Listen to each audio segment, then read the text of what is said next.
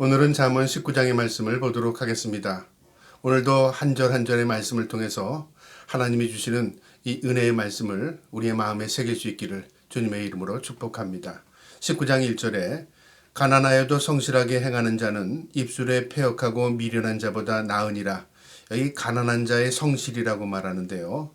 대비해서 입이 패역하고 미련한 자를 대비시킵니다. 무엇을 의미하냐면 무엇이 무엇보다 낫느냐 그 말이죠. 그러니까 비교하는 것인데 가난하고 성실하다. 가난하다는 것은 누구나 바라지 않는 상황입니다.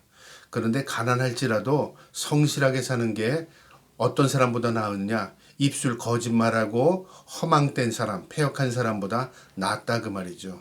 그러니까 무엇을 의미하냐면 하나님께서 무엇을 보시는가 하는 것입니다. 우리가 삶이 힘들고 어려울지라도요. 우리가 성실하게 살아갈 때 하나님이 그 마음의 중심을 보신다 그 말이죠. 이 땅에서 아무리 머리를 잘 굴리고 그다음에 잘 살고 그리고 세상 사람들이 보기에는 현명하게 보일지라도요.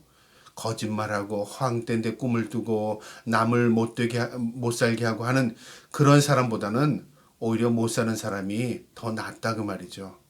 사람들이 보기에는 더 많이 가진 사람이 난 것 같지만 하나님 보시기에는 어떤 사람이 낫느냐? 비록 부족해도 그가 진실하게 사는 사람, 하나님이 그런 사람을 기뻐한다 그 말이죠. 그러니까 하나님의 관점에서 무엇이 무엇보다 더 낫는가를 이 잠언은 분명히 우리에게 가르쳐 줍니다. 우리가 이 땅의 기준으로 사는 사람들이 아니라 하나님의 기준을 가지고 사는 사람들로서 늘 성실하게 살아갈 수 있기를 주님의 이름으로 축복합니다. 2절에요. 지식이 없는 소원은 선하지 못하고 발이 급한 사람은 잘못 갖느니라.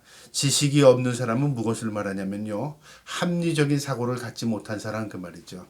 우리가 많은 지식을 갖게 되면 그 많은 지식이 우리를 합리적으로 만들잖아요. 그러니까 앞뒤가 다 맞는다 그 말이죠.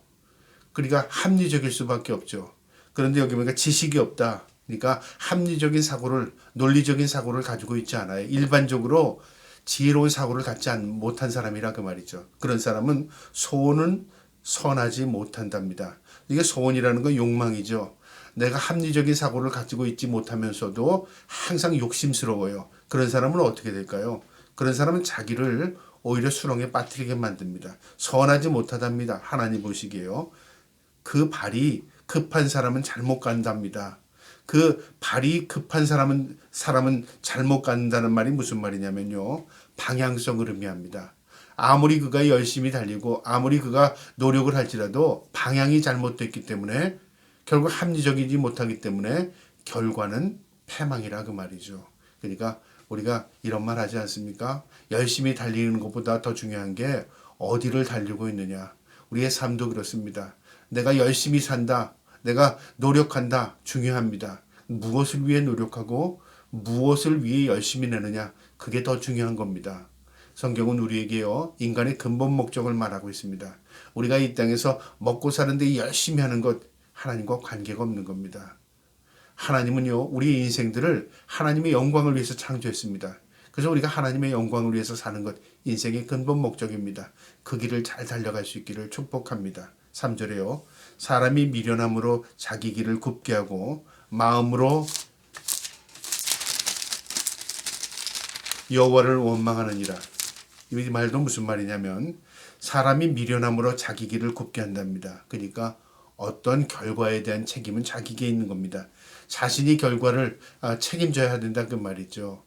내가 뭐든 해놓고 안 되면 하나님 원망하고 다른 사람은 원망하고 우리 그런 사람들 있잖아요.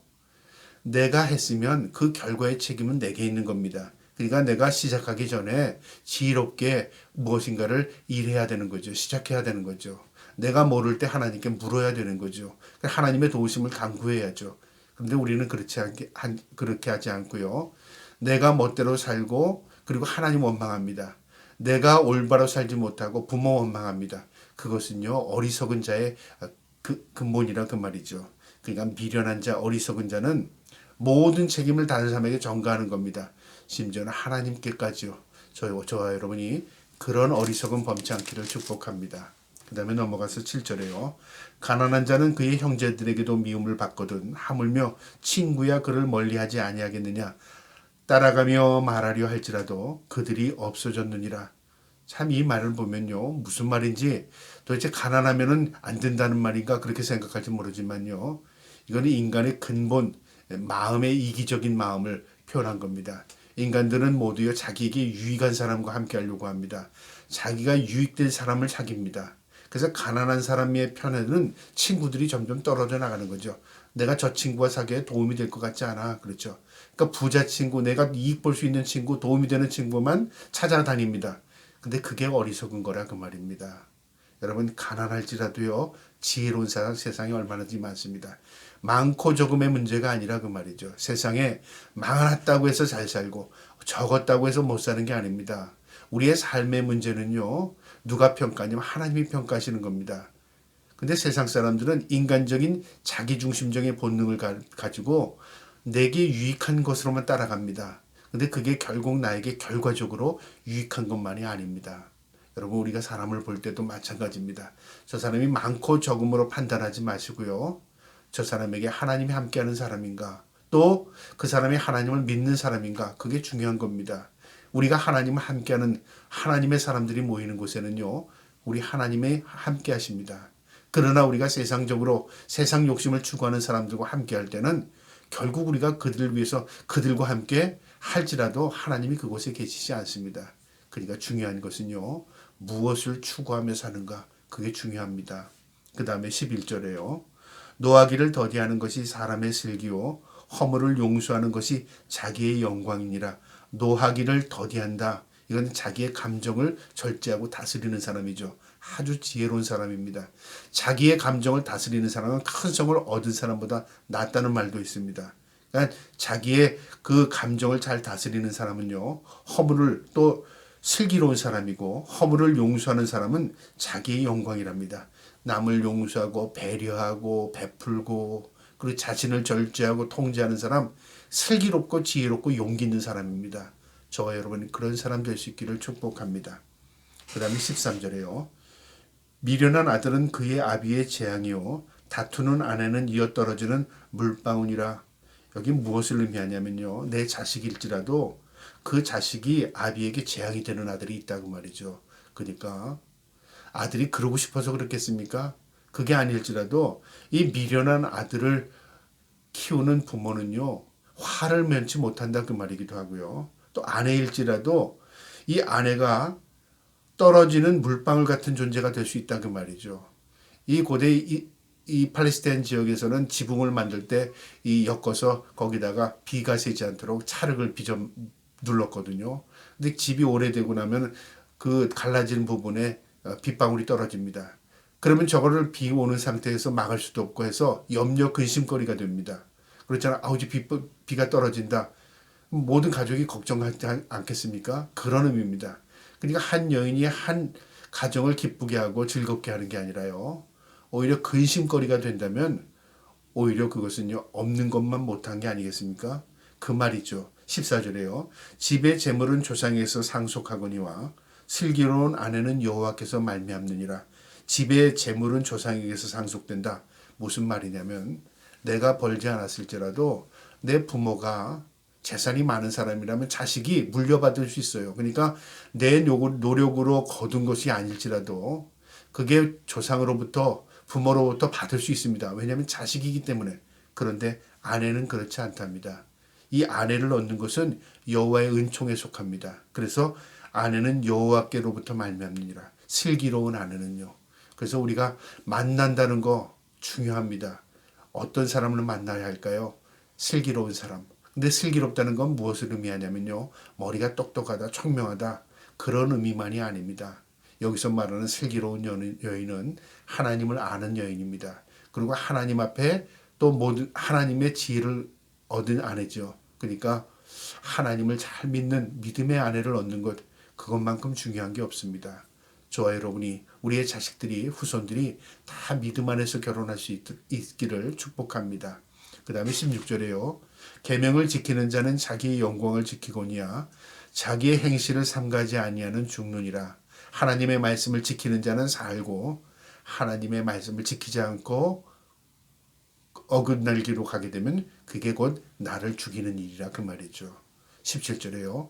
가난한 자를 불쌍히 여기는 것이 여호와께 구워드리는 것이니 그의 선행은 그에게 갚아주시리라.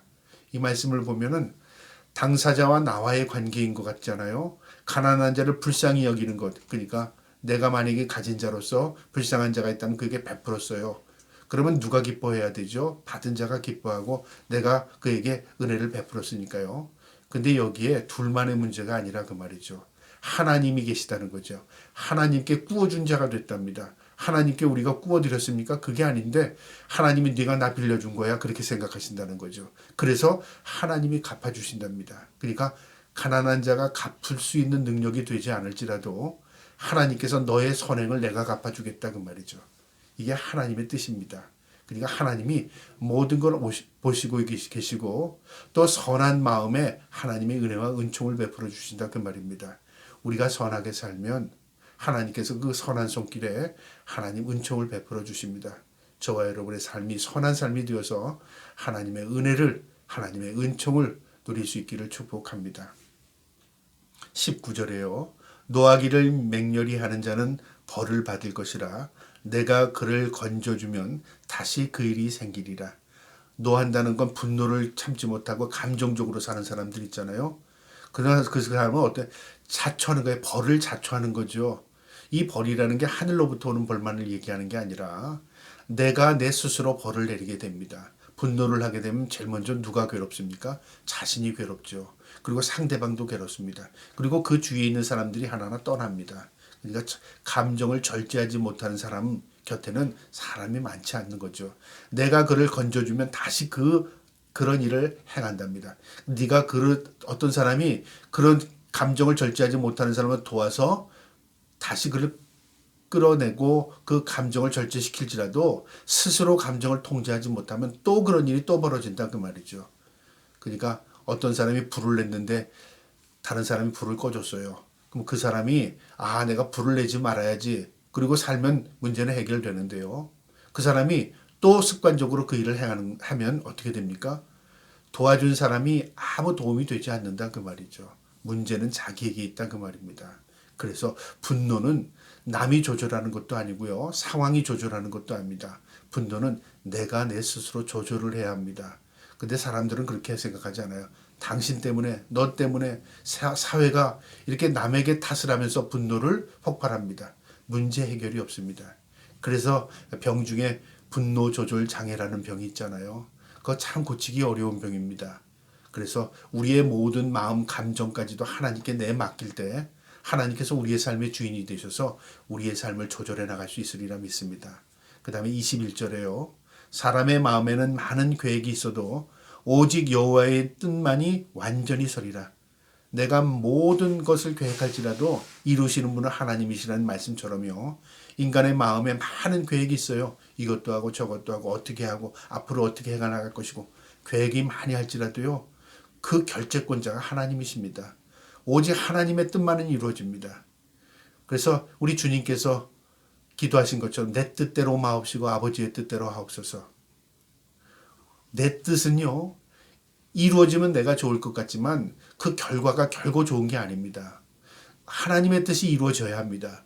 하나님의 뜻이 이루어질 때 우리가 괴로울지라도요. 그것은 결국 하나님의 영광이 될 뿐만 아니라 우리에게도 큰 복이 됩니다. 그래서 우리의 기도의 결과는요. 마침은 어디에 초점을 두고 해야 되냐면 우리의 뜻대로 마옵시고 아버지의 뜻대로 하옵소서. 하나님의 뜻대로 이루어지게 하옵소서. 그렇게 기도해야 하는 것입니다. 이것이 우리의 삶을 맡기는 것입니다. 저와 여러분이 그렇게 기도할 수 있기를 축복합니다. 23절에요. 여호와를 경외하는 것은 사람으로 생명에 이르게 하는 것이라. 경외하는 자는 족하게 지내고 재앙을 당하지 아니하리라. 하나님을 경외하는 자 생명을 얻는답니다. 그러나 경외하는 자는 족하게 지내고 재앙을 당하지 않는다. 하나님께서 우리의 생명을 건져주실 뿐만 아니라 만족을 주시는 것입니다.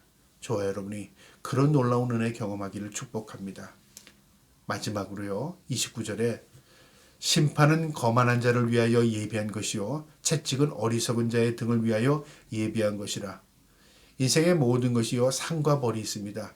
시작이 있으면 끝이 있고요. 그리고 종말에는 심판이 있고 구원이 있습니다. 모두 이게 아니면 이겁니다. 하나님께서 이 세상을요 창조하신 이후에 하나님께서 이 땅의 죄악들을 심판할 때가 있습니다. 마지막 종말 때 심판하시죠. 그리고 또 하나님의 택함 받은 백성에게 상을 주실 때가 있습니다. 구원이죠. 이처럼 하나님께서 심판의 때가 있고 하나님께서 벌을 내릴 때가 있다 그 말이죠. 심판은 거만한 자를 위하여 예비한 것이라. 거만한 자, 하나님을 업신여긴 자, 세상에서 욕망을 추구하며 사는 자, 남을 해한 자, 하나님의 뜻대로 살지 않은 자, 이 다 거만한 자입니다. 심판입니다. 채찍은 어리석은 자를 위하여 예비하느니라. 다른 길로 간 자들, 잘못된 길로 간 자는 매를 맞는 거죠. 그래서 하나님의 백성일지라도요, 잘못된 길을 가기 때문에 하나님의 책망 징계가 있습니다. 왜 그럴까요? 돌아오게 하는 겁니다. 옳은 길로 가게 하는 것입니다. 그래서 하나님의 은총은 하나님의 택함 받은 백성에게요, 하나님께서 옳은 길로 인도하기 위해서 때로는 우리에게 징계하시기도 하신 겁니다. 저와 여러분이요, 무엇이 징계이고 무엇이 심판이고 또 무엇이 하나님의 은혜와 은총인 것을 깨닫고 늘 하나님의 말씀 가운데 은총의 자리로, 그리고 구원의 자리로, 그리고 하나님 앞에 은혜를 입는 자리에 설 수 있는 저와 여러분 될 수 있기를 주님의 이름으로 축복합니다. 아멘.